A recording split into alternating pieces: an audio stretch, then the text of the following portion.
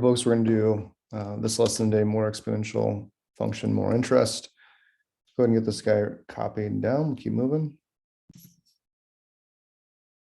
Just a couple quick things about this guy.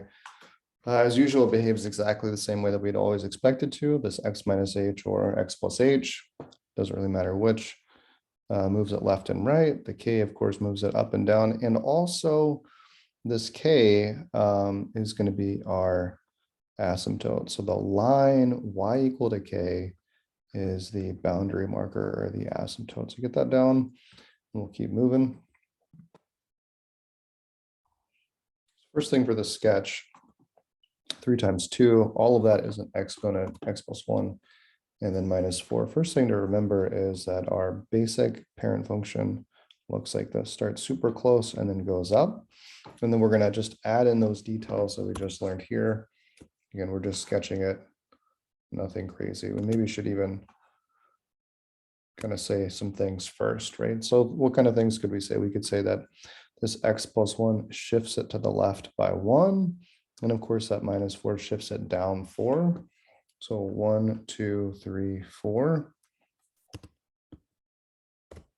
And I'm going to draw this line here at y equals a -4 because that is our asymptote. And so I've drawn it as a highlight because it's not part of the function. It's a boundary marker. It helps us sketch this. Next thing is that we see that it shifts it to the left 1. And so we know that we're gonna have this kind of a shape.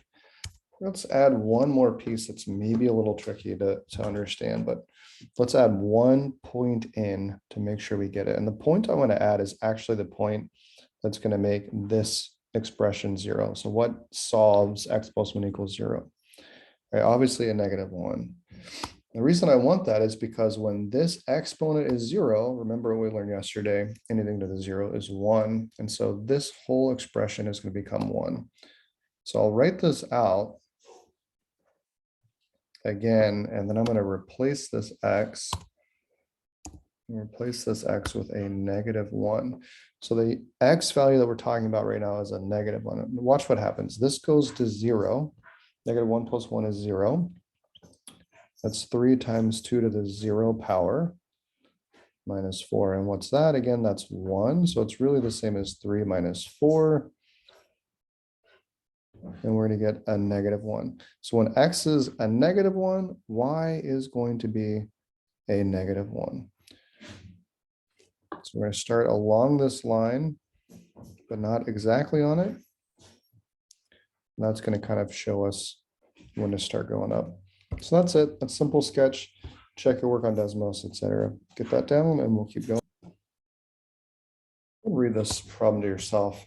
Highlight the important information and then keep going. So important information, 0.713 Bitcoin, 6.2% interest. And we're going to go ahead and put APY.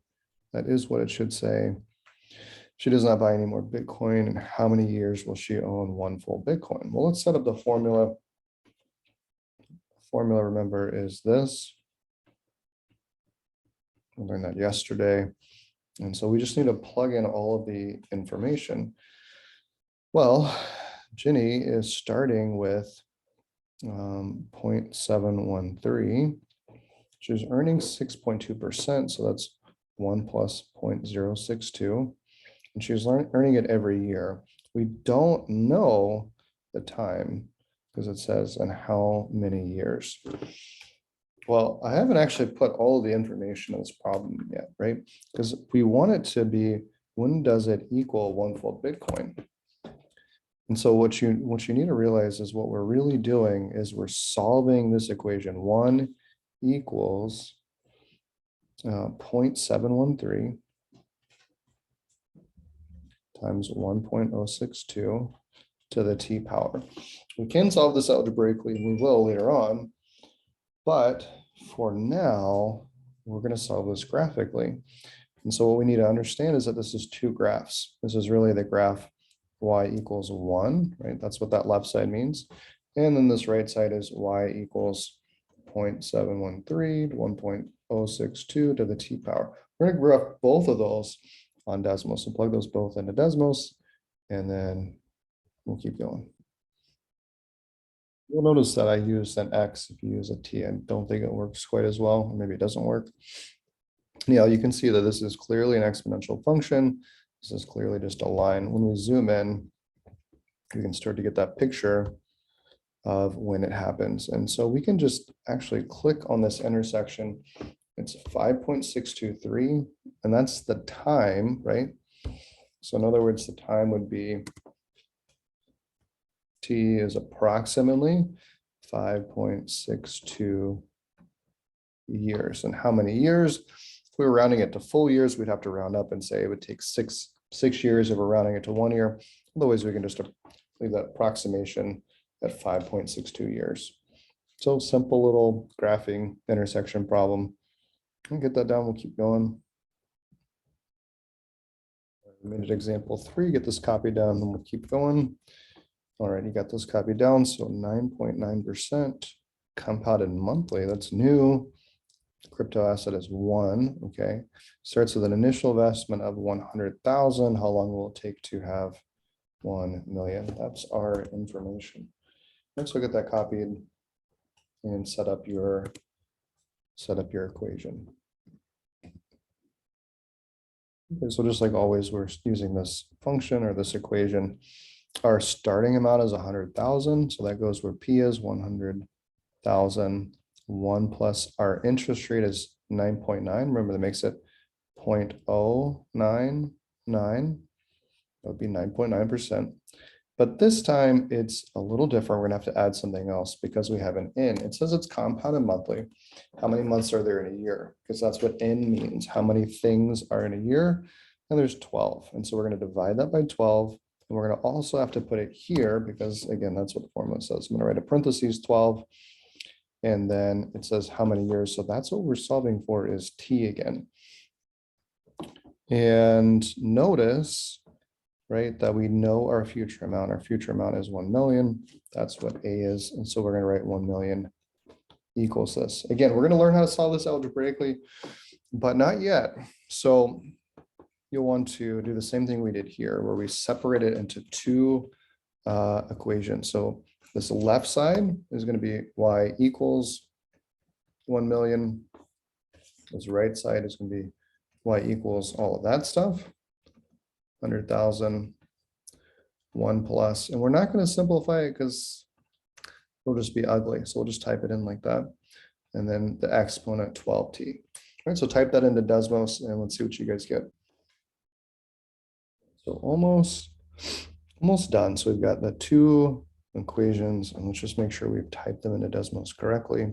We've got 1 million here, 100,000, 1 plus 0.099 over 12. Again, I'm using to the 12x power. And notice nothing shows up. That's because my settings are all wrong. So we can change the settings here. We could zoom out. I think it's going to be easiest to change the settings. And what kind of settings do we want? Well, we want our y values to be pretty close to 1 million.